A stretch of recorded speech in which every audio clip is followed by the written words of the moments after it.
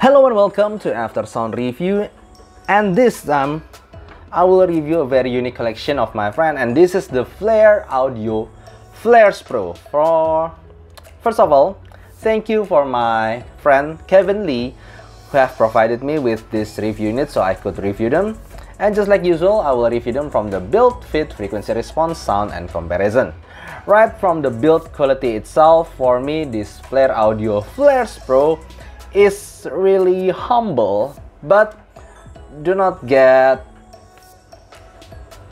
fooled by its appearance, because even though it's really simple, it's like a ballad type IM like this, it's all metal and it is made of titanium.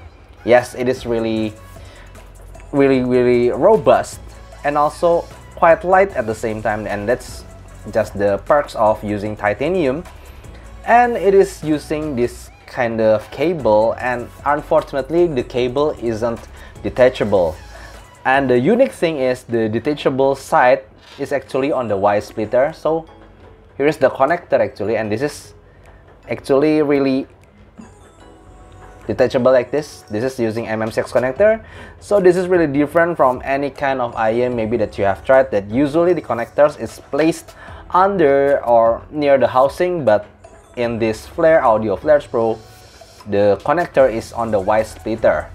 And also I need to say that it has function, because you also get this Bluetooth module that will attach to the MMCX at this place. So yeah, you can use this for Bluetooth mode and you can use this for wired mode. It definitely depends on your choice. But for me, the downside of this kind of cable is actually, I don't know how could you find another cable like this in the third party. You can't buy third party cable with a strange connector like this. And the cable itself, for me, it feels really springy, so it's not really flexible. It doesn't feel quality in here. And also the Bluetooth module itself, it really feels plasticky, even though the body of the IM is definitely robust because it's titanium. But this Bluetooth module feels really cheap and plasticky, and I'm sorry, I need to say that. And from the fitting alone, for me, it's really easy to use them, because they are just like this. They are ballad type, and you can use them either you want to use it straight down or over ear. For me, it doesn't matter, it just feels really great in your ears. Okay, now let's just go to the frequency response. For the frequency response of this Flares Pro, I could say that it is U-shape-ish. Yeah, really, because the main emphasis on the frequency is more on the bass and sub-bass, and also this treble area. And this treble area is definitely one of the thing that you will realize if you are wearing them using silicone tips. Using foam tips definitely will help you to tame these treble picks. And also this frequency response is actually remind me of the Sennheiser IE300. You can see that they share similar U-shape is signature, but the Sennheiser IE300 is somehow more subtle and more balanced. And also compare them with this Tangent Oxygen. Tangent Oxygen for me is actually one of the most balanced and good tuned dynamic driver. And just like this frequency response, it shows that the bass is not as pushed as the Flares Pro, and also the upper mid range is more present, just like the pinna gain level. And also the treble is much less peaky compared to this Flares Pro. So Flares Pro is more U-shaped definitely compared to the Tangent Oxygen, which is some considered to be Harmonish neutral IM.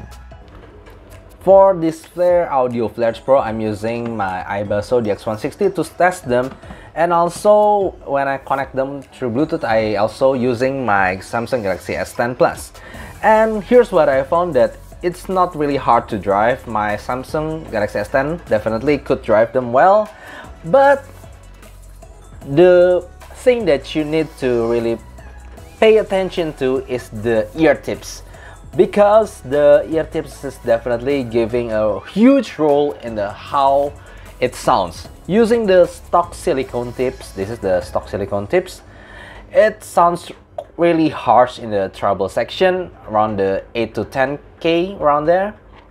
But using these foam tips definitely tame the treble to the a lot different level, so it just feels like totally different IM.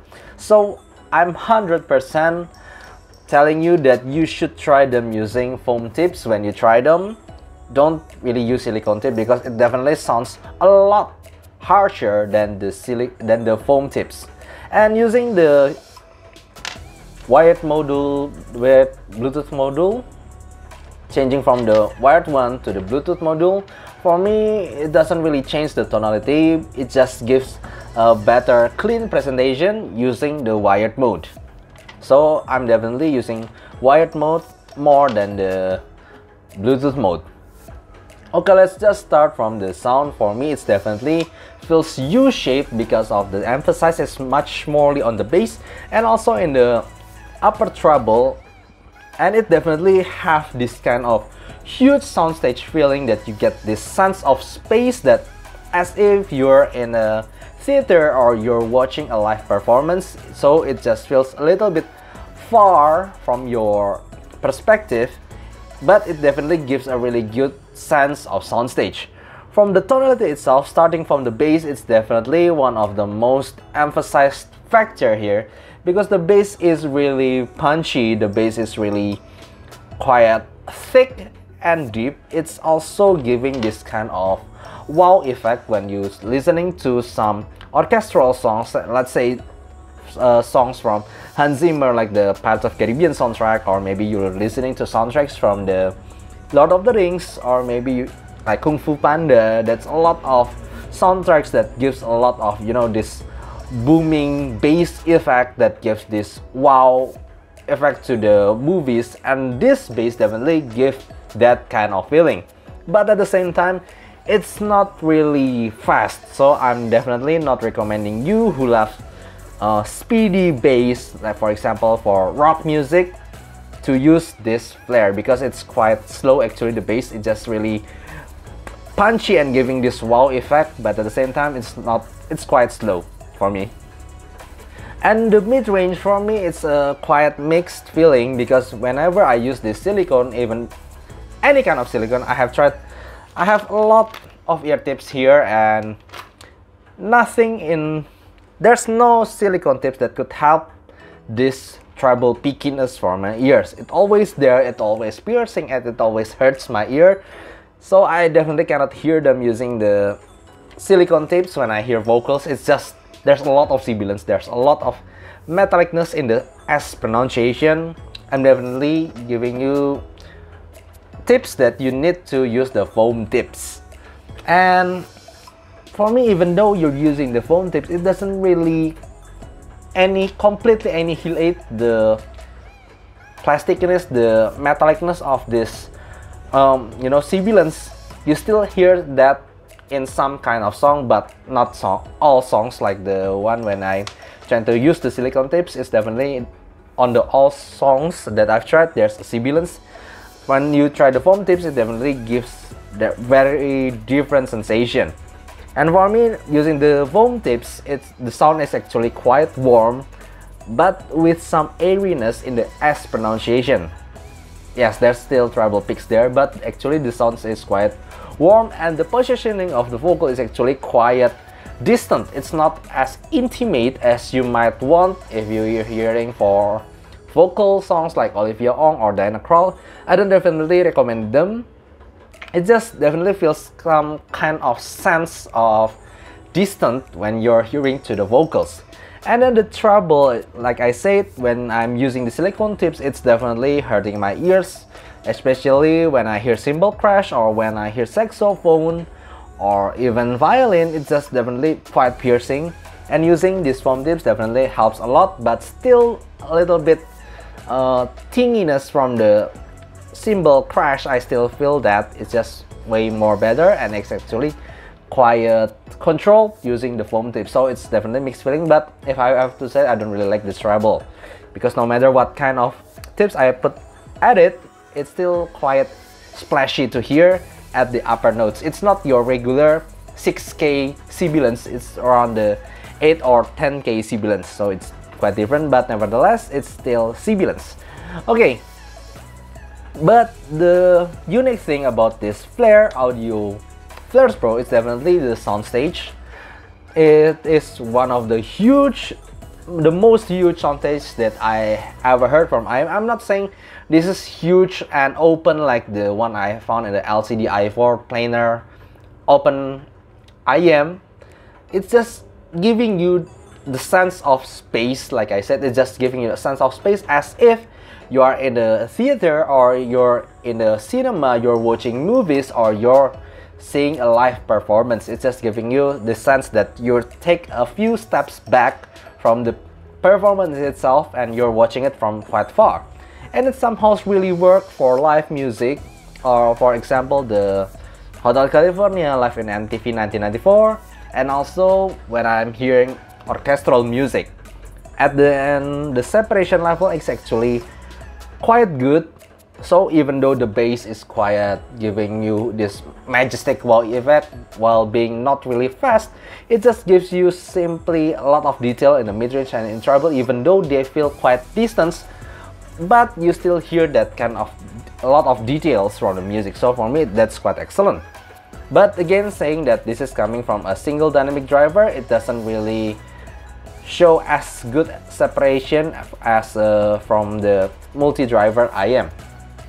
And compare them to one of my, actually not one of my, this is my favorite single dynamic driver IM right now. This is the Tantrum Oxygen. Yes, it's not really expensive, but for me it's still the best for my ears.